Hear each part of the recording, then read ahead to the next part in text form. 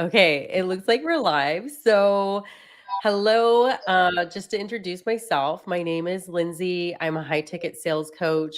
I specialize in helping other women who are like when I went through motherhood, I was lost. I didn't know who I was. And through this beautiful opportunity is where I have found my purpose and I help other women do the exact same. So, I'm a high ticket sales coach. And here I have a special guest who lives or used to live in my hometown and now has moved all across the world. But I wanted to bring her on. We became Instagram friends and we have been chatting everything business. And I really want to hear her story. And so we have technical difficulties. So let us know. I don't know if the comments will work, but we have her on the phone so you guys can hear, just so you guys are aware what's going on. But her name is Nicole. So hi, Nicole. Hi.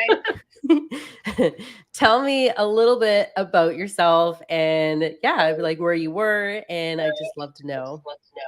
Well, I'm currently located in Australia, but I'm originally from BC, Canada. Awesome. Born and raised out there. Come from my parents, family with a sister.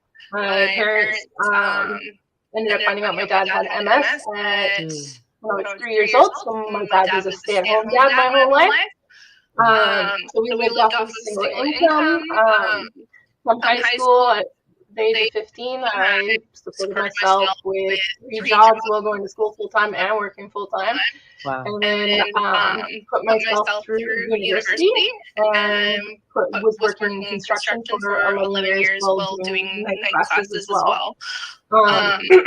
Yeah. And I did dabble in the low ticket industry for a little bit. Had absolutely no success with that at all. But in high school, I had a really big passion for marine biology. So I never followed through with that, but I thought the next best thing was to become a scuba diving instructor. So I did that, and that is how I ended up in Australia. So I actually backtrack a little bit. I was in university. I put myself through school for accounting. Hated being stuck behind a desk.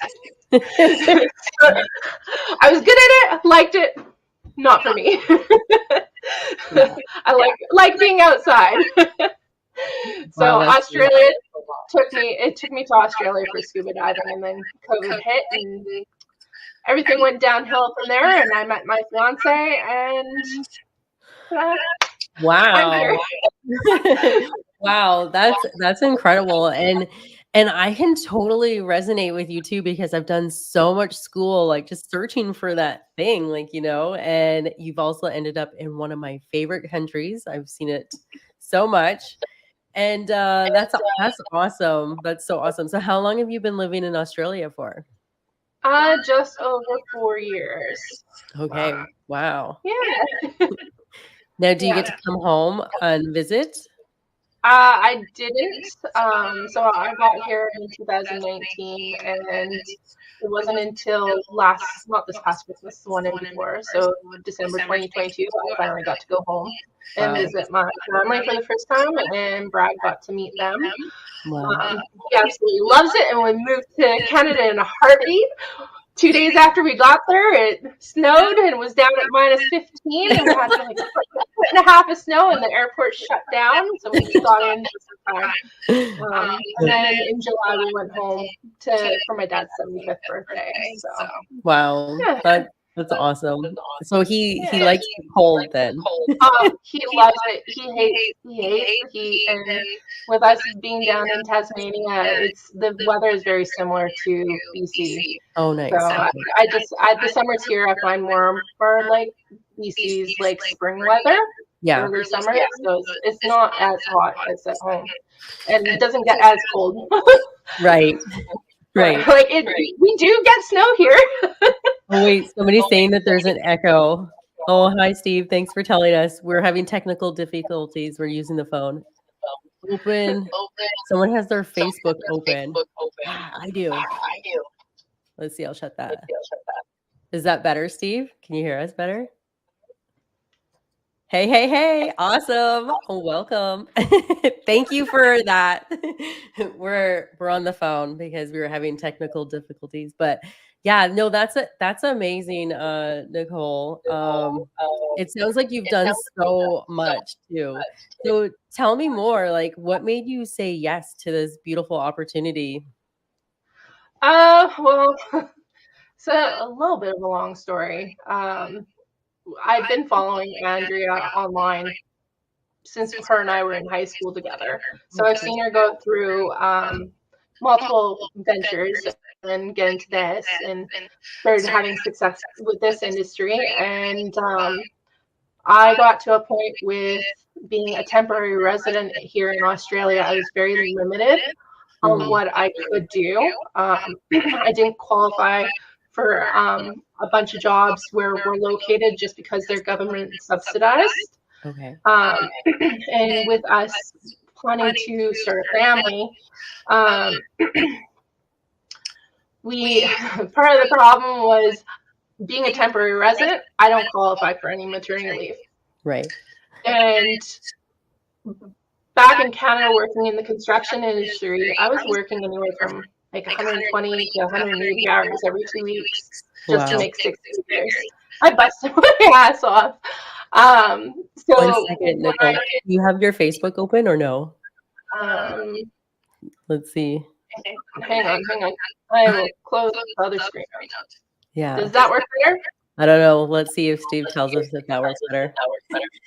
So you're in construction then? I was in construction, and I made six figures for multiple years, but Wow. I was having to pull crazy hours just to do that. But I wouldn't be here in Australia today if I hadn't done that, Wow. um, for financial reasons, anyways. Um, but where we're located is a very, very, very small rural town. Like the closest big city is Launceston, which is about a 3 hour drive, and that's not even a very big city, very limited options. Wow. So Hobart, which is a 5 hour drive from us. Otherwise, Melbourne. Yeah, I've been there and some of the cities like they're very cute, like two streets, one bar. Yeah, And it's really neat. I love it yeah. there. Okay, so Okay. he's saying, Nicole, that what about your volume? Is it all the way down on your thing? Let's see. Um, We appreciate you, on Steve. my computer, it's all the way down. Oh, is it? Okay. On the phone, let me see if I swipe. Is that better, Steve? I've gotten Yeah. rid of. How's that, Steve? Can you hear her better? Or maybe should I bring my phone up closer? Oh, he's smiling. Yes. Technical difficulties. Yeah, so I got into I had to do farming and everything here, and once I didn't have to do that anymore for my partner visa, I got into a hotel in the next town over.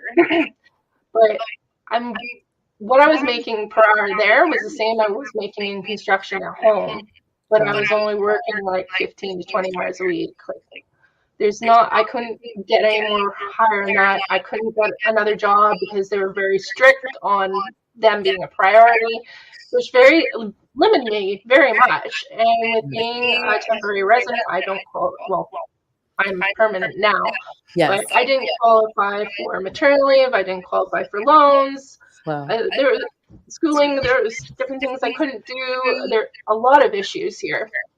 So, Wow. with us looking at doing trying to have a family, Yeah.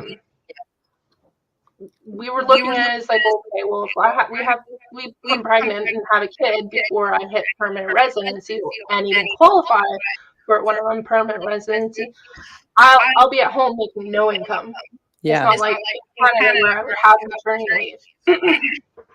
Yeah. And here in Australia, they only get 20 weeks as well. So it's a lot different from the 12 to 18 months that Canada gets. One second, Nicole. He's saying can't understand. Something's open in her end. No, I don't know. Is everything? Everything's closed. Okay, everything's closed, just the thing. What about your phone? Maybe put your phone, away from the computer, maybe it's that. Yeah, stick it closer to, like, maybe you. Is that better, Steve? We appreciate you, Steve. I'm wondering if it was my laptop. My laptop's closed. Okay, okay. Okay, better Hang if you on. think. Okay. Hang on. I just don't want to accidentally close out the wrong thing here. Okay, so nothing else is open. Okay, saying So, that's better. So that's okay. good. Yeah. There might have been another screen where it was on because we were going between I know. Google. It took us ever to get on. No, you're here, you're thinking about starting a family, and you're limited to work, and you're getting your temporary residency for Australia. Fill me in. So we were trying to look at options. It's like, okay, well, we would have to survive off of one income, which really wasn't an issue. But I had some debt at home that I'm trying to pay off. So anything that I made at work was covering that. And going maternity leave, I wouldn't have anything coming in to cover my debt back in Canada. So we reached out to Andrea, and we were going to jump in on it, and then we found out about our fertility issues. So it kind of just put a halt on everything because mentally, physically, and emotionally, it was an emotional roller coaster for us.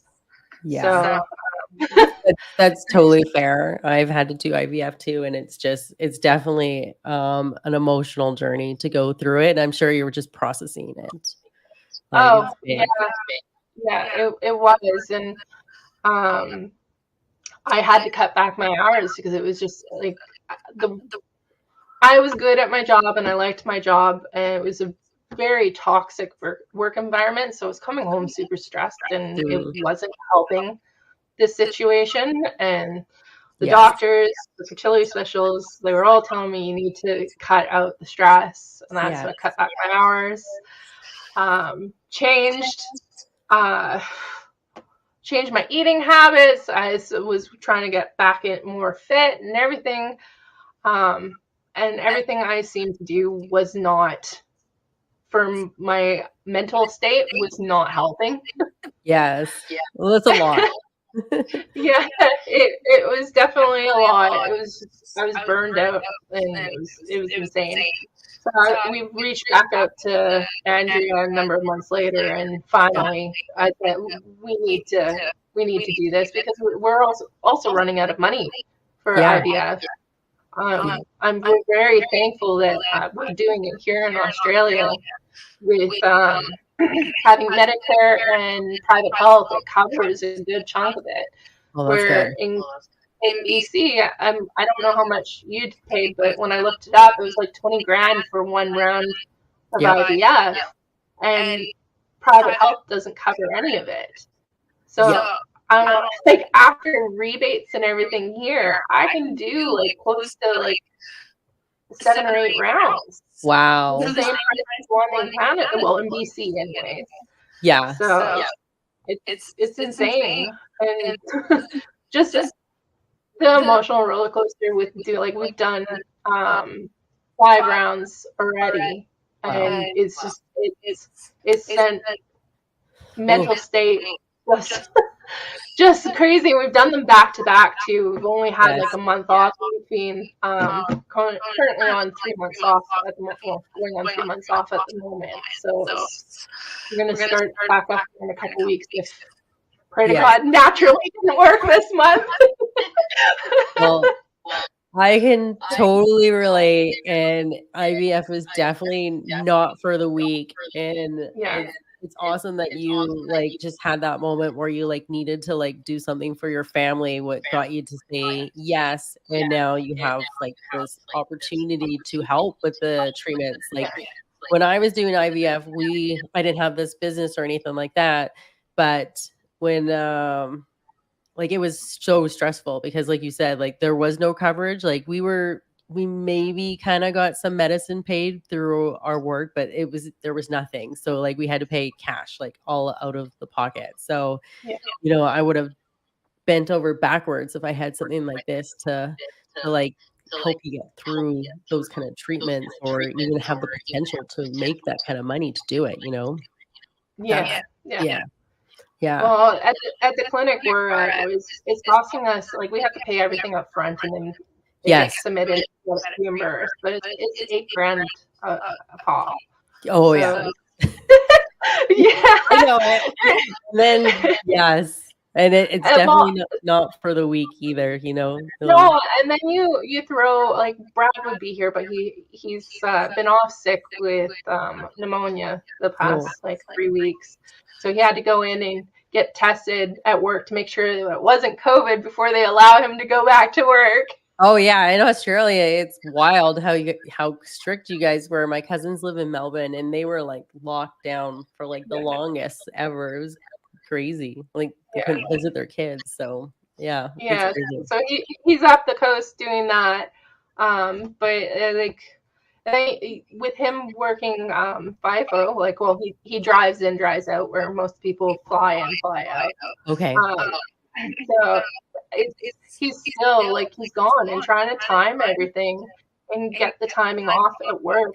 Thankfully, with the mining industry that we're the one that he works at, Yeah. they're really good. He gets the notice for me from, like, ultrasounds or whatnot, saying, hey, we have to be down in Hobart tomorrow. He needs to bus his ass home, and then we have to drive 5 hours down to Hobart to Oh go wow. do it, and then 5 hours back. It's insane. So it ended up leading me to, with just the stress of work and everything, to try and relax. That I ended up leaving my job at the Yeah. beginning of January. It's just some people can't do IVF and work at the same time, because trying to go to doctor's appointments and then they go and tell me, oh, we need you back here tomorrow. Yeah. And then you have to go and tell your work, hey, I can't make it into work tomorrow. It's very hard. Oh yeah. Like I remember even when I was doing it and I like my managers, I would have to ask them for time off. And even though like by law they can't say no, they still had like an under comment like sting like another one. So it Yeah. just like showed you like they really didn't value me or my family. Like they really could care less. Like I'm sure they were hoping that I didn't get pregnant because then they had to fill the position, right? So Yeah. it was terrible. So yeah. And yeah, that's wonderful that you picked like your family over your career, and I know that it's definitely stressful, and that's amazing that you can at least have something that you could be working on in the background to create that potential to help support you during this very hard time. But Yeah. it's definitely not for the weak, and when you get to hold your baby, it is going to be life like just a next Yeah. level, right? Because it's so Yeah. hard. Like, It definitely will be. I think the hardest thing for me is, like, it took me a long time. Like, it took me about a month to finally relax after yeah, not working, to let my whole body settle and get all the hormone treatments out of my system from the last few rounds and that. oh But yeah, it's and that cortisol levels of like stress in your body, like it really does matter. Like, you know what I mean? It affects everything. Like, I don't know. I thought, yeah, it really does affect everything when you're doing in well, this. that. And speaking of, like, the stress, like, with this business, it also helps with the health, because the machine goes and helps with oxidative stress. So Oh I yeah. was like, something to try and see if it will help. Or, like, it was like a win-win. So I was just like, okay, if I can do this for the time being, and that eventually I'll get back into a job, because I'm a workaholic. I like being at a job. But it wasn't just about being able to afford to make payments and everything. Yes. baby and everything, like we've got goals and dreams. Like I said, I came to Australia to teach scuba diving, and I ended up doing it for 4 months when I came and decided I wanted to stay longer. So I Yeah. had to do farm work, and then 2020 it just threw everything off. Yeah. And unfortunately, where I was working on the farm, there's absolutely no dive shops here. Closest one is 3 hours away, and Oh, for us to move just cost wise and Brad traveling to from work, it's not feasible at the time. So if this can give us the freedom to be able to either move up to the mainland and him get a mining job up there and I can get back into scuba diving, that would be great. And eventually I do want to open my own dive shop. So it's living off of the income it wasn't a livable income. So I needed to find something to supplement it. yeah. Yeah. No, absolutely. And that's amazing that you have so many big goals and dreams, because if you don't have a direction of like where you want to go and where you're going, like you just there's no direction, like you're just floating through the wind, you know?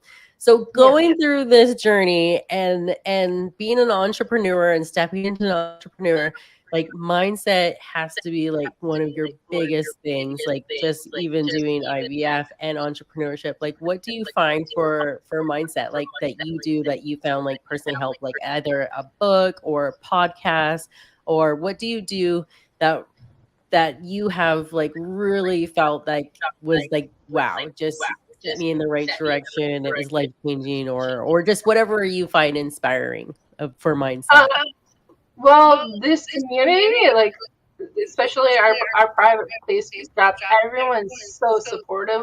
Cool. That's helped immensely because like I haven't talked to really my family or friends about it. Just Yeah. haven't felt comfortable. Like I feel broken.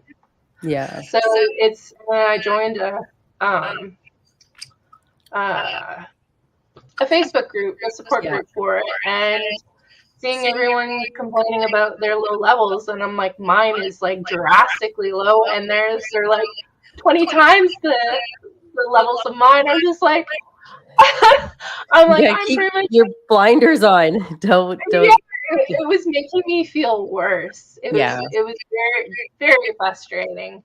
And it's just if people haven't been through it, they don't understand Yes. everything. So and I guess for me, because like growing up, I said to mom, I'm not going to have kids, blah, blah, blah. So then it's like, now I want to have kids. And I feel like Twins. I feel like I jinxed myself.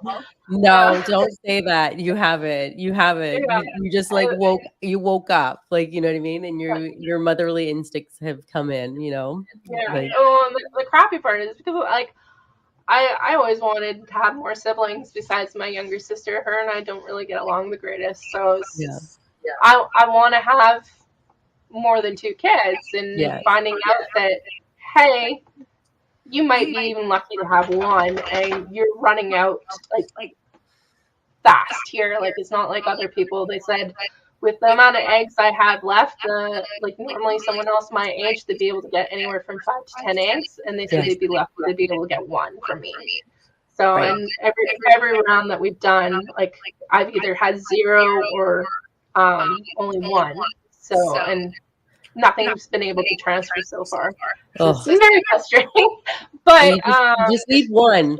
They can yes, split, they can do all sorts of things. So you just yes. keep positive because you But know, the support group, I did find there was a suggestion of reading the book. It starts with the egg, yeah. and that's been helpful, and it's also been helpful on trying to implement a Mediterranean style diet as well. Okay. So Yeah. yeah, there's tons of different things, but the this community, like I said, Yes. is been so great. And then there's been a bunch of people that have suggested podcasts. The one that I've recently started listening to was Collage's Diamond Life one. Oh yeah, so good. So good. Yeah, really good. I've never been a podcast person, so it's I'm trying to get into the habit of it. Yeah. But I think what's really set me off with changing my attitude and positiveness, especially towards the IVF, was the book. What's it called? Yeah, by Mark something. Something about not giving a fuck. What was it called? I posted Um, it. you posted it? I posted it. Mark? Orange book. Orange book. It's um. Hang on a second. Okay. Go grab it. Yeah. Hey, Andrea. Holla from Mexico. I'm not giving a fuck. That's what it's called. What's it called? The subtle art of not giving a fuck. Oh, yes. Yes. Oh, yeah. She just said it right here. The art of not giving and beep. Yeah. I hate that. My brain goes. Yeah. No, that book has definitely helped. And same with a few other ones. Yeah. I've been reading for mindset and whatnot. Rich Dad, Poor Dad. Oh, yeah. That's a really good one. Good one. Yeah. And I'm reading another one right now, Exactly What to Say. Says I'm slowly getting there and boosting my confidence. Like, yes, there's still struggles, and I still feel very awkward doing this, especially exposing my life, because I've been very. I only let people in my circle know what's going on, and having, like I said, like I didn't want to put this on my personal Facebook page because I kind of cut family and friends off from knowing what's going on, just because it was just easier for me emotionally, especially with the IVF. So trying to do this has been, it's very awkward. You know what? Like, I was terrified to press like the go live button and come online. And right now, like, give yourself grace, because like you're actually like in it, like for the IVF stage, right? Like I'm out of it, so it's like easier to talk about because like I'm not hormonally like on that roller coaster like of hormones, because they drive like you feel crazy when you're on those, right? So you're feeling everything times 100. But yeah, give yourself grace. But you know what? Somebody needs to hear your message. Somebody is going to resonate with you personally. And like even just me and you, like we connected on Instagram and we just have been chatting and we have so many things in common. Like it's crazy. Yeah. I feel like I'm like, what? You did what? What? Like everything. And you live in my hometown. I know, right? So many similarities. We're both doing, or I had to go through IVF and all those things, and I've seen so much of Australia. So when I asked you like what part, like I knew exactly where you were as soon as you said it. I didn't have to be like, oh, where's that? Like, you know, because I've been through the whole country. So, you know, give yourself grace in every step that you do, like going live, sharing your story. Like that's just like building that muscle to that confidence. And that's like the best thing about entrepreneurship is you get to get paid to be you and like earn while you learn. And the more you work on yourself and like find out who you truly are and what makes you tick, that's where the power is. That's where the people come. And it's so beautiful. So I have one final question before we hop off tonight, because it's going to be my bedtime. Even though it's like your afternoon. Yeah. But so if somebody was sitting on the fence and they're watching you or they're watching me and they're thinking about starting an online business or stepping out into the entrepreneurship world, what would be that one thing that you would want to say to them to get them off the fence to take action in your life?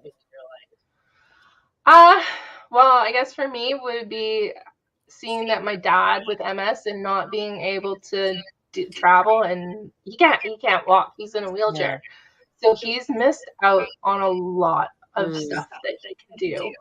And so with all the traveling and everything that I've done, that's my biggest thing, is I don't want to let my life go past. So I would definitely say like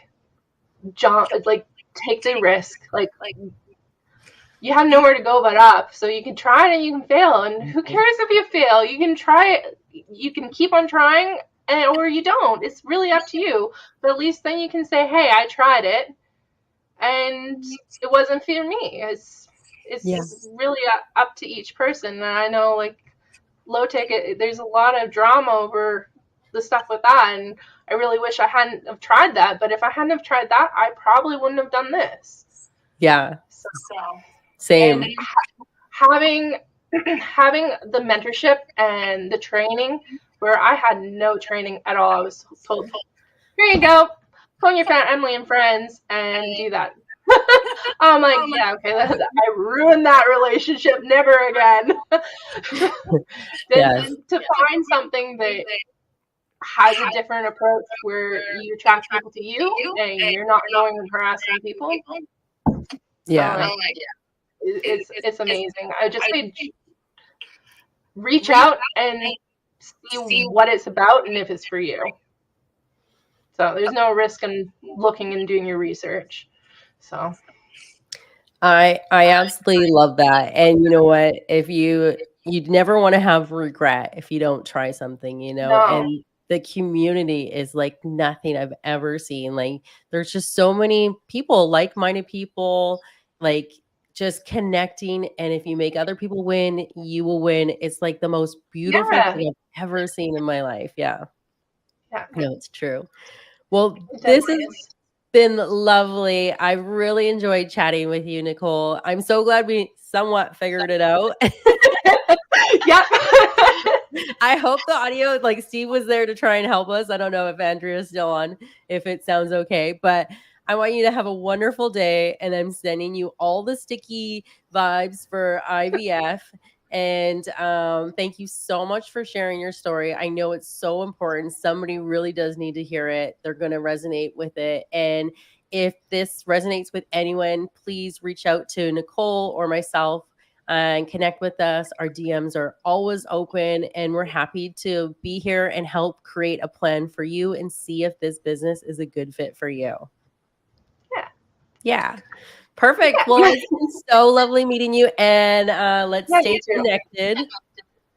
Will Andrea do. says I hear there's a little bit of feedback, but not bad. Okay, good. Well, I'm glad that there's just a little bit, but yeah, it's been super lovely, and I want to hear all about your journey. So stay connected, and I'm definitely here for you if you need anything. Well, you'll start seeing some more posts about the IVF coming up. I'm still trying to figure out how to show it, but it will Yeah. be coming up. Oh, good. Yeah. No, share your journey. Like that's the most powerful way is just sharing the journey, right? Yeah, You got it, yeah. girl. Thanks, Lindsay. Well, it's so nice to talk to you. Okay. Okay. Bye. Bye.